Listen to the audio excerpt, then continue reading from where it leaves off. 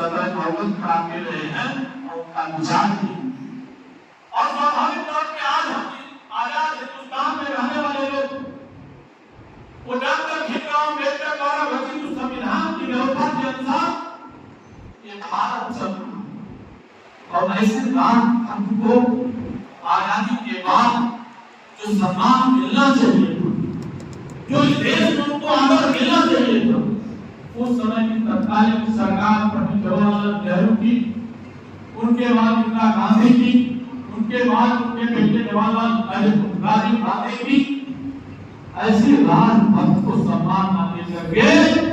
उनको दरकिनार करने का काम किया। मैं बात और कहना चाहूँ कि डॉक्टर भीमराव अम्बेडकर जी का जब 1954 में निधन हुआ था और उस निधन के बाद डॉक्टर भीमराव अम्बेडकर जी को मैंने एक दिन देखा था, एक यूट्यूब पर देखा था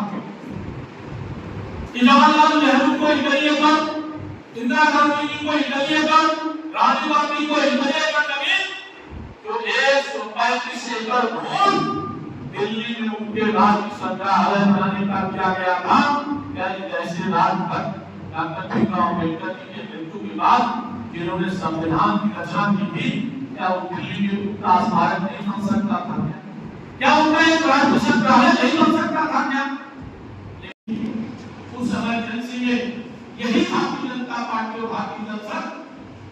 जो हिंदुस्तान में कम सदन में विपक्ष की भूमिका के रूप में खड़ा, लेकिन देश की अस्मिता के सवाल पर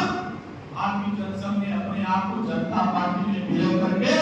और जब जनता पार्टी के नेतृत्व में चुनाव हुआ उस समय कांग्रेस पराजय हुई और सब